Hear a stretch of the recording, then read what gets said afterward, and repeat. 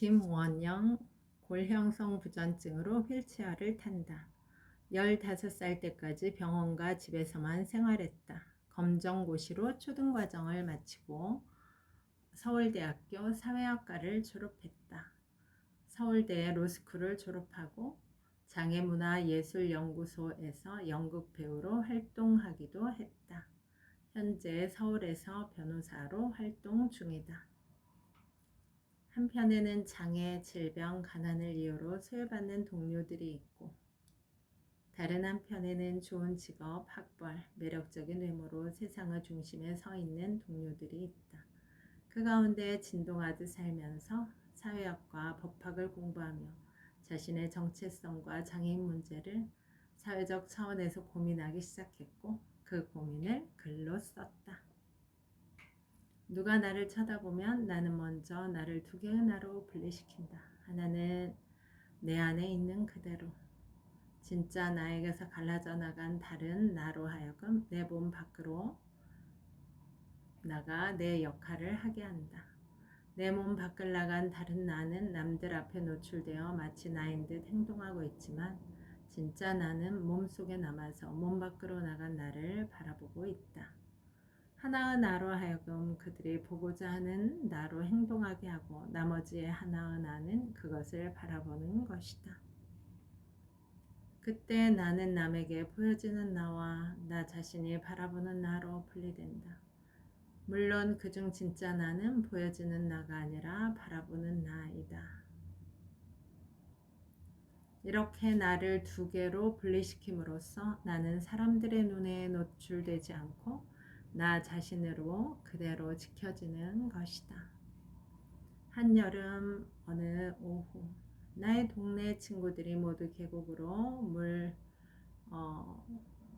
계곡으로 물놀이를 갔다. 덩그러니 남겨질 상황이 두려웠다. 집에 있는 16비트 게임기 레고놀이를 가져가려던 참이었다. 나는 아이들이 계곡으로 몰려가면 혼자 블럭, 포커, 수박으로 유혹해도 건강한 10대 초반의 아이들이 차가운 계곡물에 뛰어드는 것을 막을 수는 없었다. 나는 아무렇지도 않다는 듯이 반응했다. 야, 빨리 수영 가라. 좀 자야겠다. 아이들이 밖으로 뛰어나갔다. 그런데 한 친구가 자기는 가지 않겠다며 우리 집 소파에 들어 눕는다. 진짜로 가기 싫을 리가 없었다. 나는 야, 나 낮잠 좀 자자. 빨리 가 임마 라며 그 아이를 타박했다. 그러자 녀석이 대답했다. 나 피부 관리해야 돼. 피부 관리라고? 한겨울에 로션을 바르기는커녕 반팔을 입고 뛰어다니는 녀석의 그 말이 어이가 없다. 헛소리하지 말고 빨리 가. 나는 툴툴대면서 오후 한나절 정도는 방에 혼자 남아도 좋다는 생각을 했다. 녀석은 못 이기는 척 나가더니 잠시 뒤에 우리 집에 다시 와서 만화책을 몇 권 던져준다. 그러고는 계곡으로 먼저 간 다른 아이들을 따라잡기 위해 서둘러 사라진다. 나는 늘 우아하고 싶었다. 곡선을 그리며 편안하게 움직이고 타인에게 일정한 만족감과 평온함을 전달하는 몸.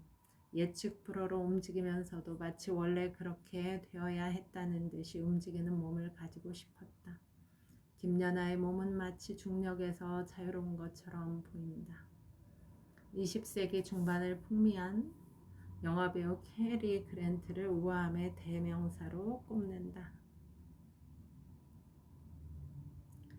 나는 오랜 기간 기초생활수급자로 살았지만 주민자치센터 민원실의 진상 고객이 된 적이 없다.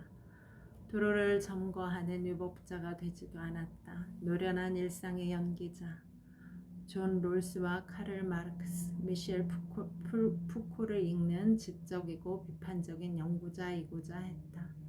인권과 정의, 사회구조와 변혁을 말하지만 위법은 저지르지 않는 합리적이고 품격 있는 장애인을 만나기란 쉽지 않다. 내가 바로 그런 인간이다. 나를 태어나게 했으니 그 손해를 배상하시오. 1990년대 중반 강원도에 사는 한 부부가 산부인과 의사를 상대로 법원에 손해배상을 청구하는 소를 제기했다. 부부는 아이를 임신하고 양수 검사를 받았다. 산부인과 의사는 아이가 건강하다고 말해주었다. 부부는 기뻤고 아이를 양육할 꿈에 들떴다. 하지만 태어난 아이는 어딘가 이상한 점이 있었다. 진단 결과 다운 증후군이 확인되었다. 다운 증후군은 21번 염색체 이상으로 발생하며 다운 증후군이 없는 사람에 비해 평균 수명이 짧고 지능 지수도 낮다. 나타나는 특유의 얼굴 표정과 생김새는 우리 사회에서 대체로 아름답다고 여겨지지 않는다. 부부는 좌절했다. 아이를 잘 키울 자신도 없었다. 아이가 건강하다고 말해준 산부인과 의사에게 책임을 물어야 한다는 생각이 들었다. 아이를 제대로 진단하지 못한 의사 실수 때문에 자신들의 장애아를 출산했으므로 이에 따라 겪는 정신적 충격, 양육비의 상당액을 배상하라고 아이 이름으로 손해배상을 청구한 것이다. 한편 이 사건을 둘러싸고 또 다른 원고가 있었는데 바로 다운 증후군을 가진 아이 자신이었다. 아이가 스스로 원고가 되어 제기한 손해배상 소송의 청구 이유는 말하자면 당신의 실수로 내가 태어났으니 그 손해를 배상하시오 라는 주장인 셈이었다. 법원은 고민에 빠졌다. 인간이 세상에 태어난 것이 손해일 수 있을까? 나는 이 소송 이야기를 로스쿨 1학년 때 수강한 민법 수업에서 처음 접했다.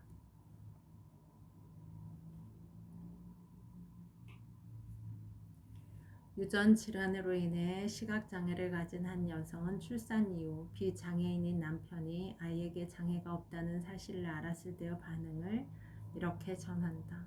이 녀석이 앞을 볼 수 있네. 딕은 흥분했어요. 그러고는 전화기로 달려가 우리 부모님께 이 소식을 전했습니다. 축하하는 소리가 들렸어요. 저는 뭐라 말할 수 없는 감정에 빠졌습니다. 아무도 눈치채지 못했겠지만 부부는 고민 끝에 소송을 포기했다. 선유와 현우는 이미 장애와 관련한 다양한 경험과 지식이 있었고 누구보다 현명한 부모였다. 시간이 지나며 아이에 대한 사랑도 커졌다. 아이는 별다른 시련 없이 살아온 자신들의 인생에 더 깊은 의미를 부여하는 선물 같은 존재가 아닐까 하는 생각도 종종 했다. 그럼에도 문득 자신들이 아이의 출산에 대한 손해배상 청구를 진지하게 검토했었다는 사실이 떠오르곤 했다. 우리는 우리 인생에 찾아온 어쩔 수 없는 운명, 장애를 받아들여야만 하는 현실 앞에서 그저 자기 기만에 빠져있는 것은 아닐까. 언제라도 다시 아이가 없던 시절로 돌아갈 방법만 있다면 임신 상태로 돌아가 의사가 태아의 연골 무형성증을 진단하기만 한다면 망설이지 않고 임신 중절을 하지 않을까. 선유와 현우는 아이를 무척이나 사랑했고 연골 무형성증을 가진 모든 사람이 결코 덜 가치 있는 삶을 살거나 열등한 존재라고 생각하지 않았다. 하지만 출산 이전으로 돌아간다면 네 아이를 낳지 않았을지도 모른다는 생각을 떨쳐버릴 수가 없었다. 실격 당한 자들을 위한 변론 김원영. 여러분 오늘도 좋은 날입니다. 오늘 하루 잘 살아내느라 수고 많았습니다. 힘내세요. 다음에 또 만나요. 감사합니다.